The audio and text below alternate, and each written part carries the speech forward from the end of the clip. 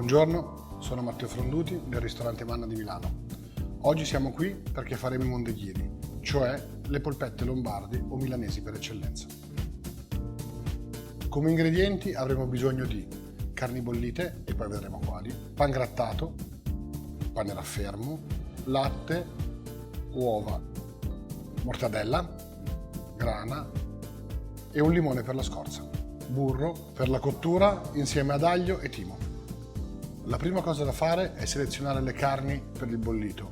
I mondeghini sono un piatto di recupero e l'ingrediente principale è l'avanzo del bollito del giorno prima.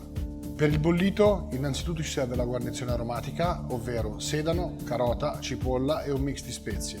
Noi utilizziamo alloro, pepe nero in grani, ginepro e chiodi di garofano. La scelta delle carni. Ho deciso di utilizzare 3 tagli diversi. Il cappello del prete è quello che ha più muscolo, il biancostato è quello più grasso. Il guanciale è quello che ha la percentuale maggiore di collagene. Unendo 3 tipi di carni differenti, con 3 caratteristiche differenti, avremo un impasto per i nostri mondeghini sicuramente più corposo e completo. Partiamo a freddo. Acqua, guarnizione vegetale, carni, aromi, niente sale. Andiamo sul fuoco, fiamma bassissima e portiamo l'acqua al massimo a sobbollore. Se avessimo un termometro non supereremo mai gli 80-82 gradi. Lasciamo cuocere dolcemente finché le carni non saranno assolutamente morbide e cedevoli. Attenzione, non si devono spappolare, devono rimanere carne. Una volta cotte le estraiamo dal brodo e le lasciamo intiepidire. Maciniamo la carne in parti uguali. Un tanto di biancostato, un tanto di guanciale, un tanto di cappello del prete. La grana della macinatura il più grossa possibile. Ci serve il pane raffermo. Compriamo pane fresco, nel nostro caso meglio della michetta milanese nulla c'è. Invece che farla invecchiare, la strappiamo a mano, la condiamo olio d'oliva e pochissimo sale e la tostiamo in forno. Otterremo un prodotto fresco, profumato, ma secco come il pane vecchio. Una volta tostato il pane, lo ammorbidiamo con il latte.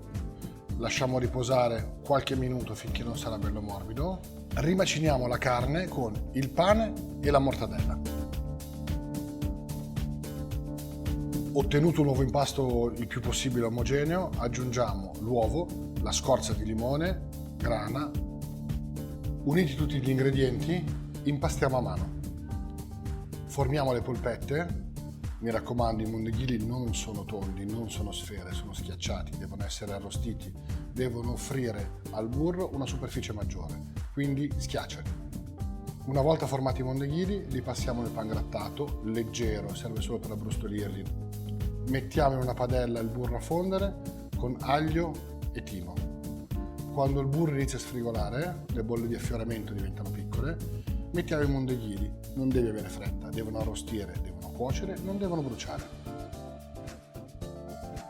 Il burro chiarificato è utile, ma non indispensabile. Se tieni bassa la temperatura, il tuo burro non chiarificato non brucerà. Quando sono bruni, girali. Per non lasciarli seccare, continuate a irrorarli col burro fuso. Completata la cottura, scolateli su una placchetta con carta assorbente. Il mondeghino per genesi ha un difetto, è poco umido. Ci serve una salsa per rimediare. E noi facciamo una salsa barbecue. Per la salsa ci serviranno un'ottima conserva di pomodoro, succo d'arancia, succo d'acero, aceto, Worcester sauce, senape, tabasco e un whisky, possibilmente americano o un Barbour del sud. Aceto, succo d'arancia, sciroppo d'acero, whisky, a ridurre più o meno della metà del peso. Fatta la riduzione, aggiungiamo tutti gli altri ingredienti e cuociamo finché da liquida la salsa non diventi giustamente sciropposa.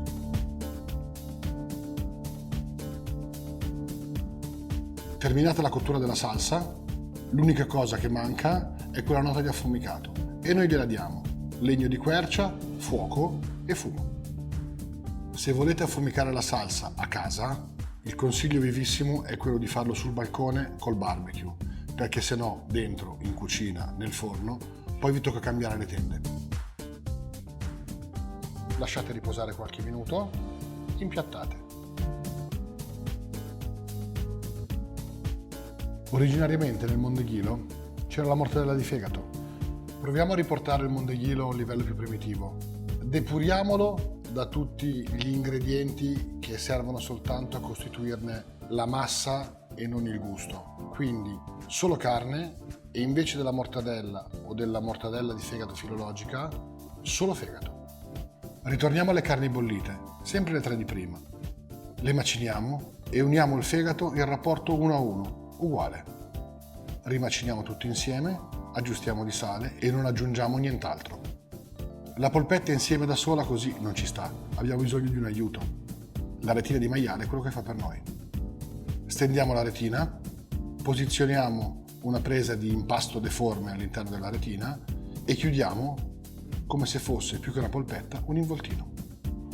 Padella molto calda, un filo di olio, di semi, così non aggiunge nessun gusto al nostro fegato e al nostro bollito.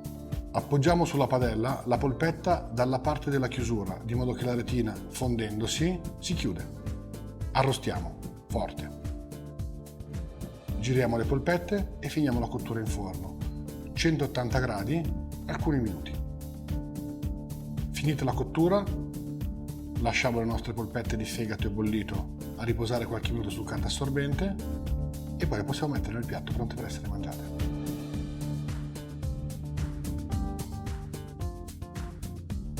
Questo è il Mondeghilo, quello col fegato, quello sbagliato, per nulla ortodosso.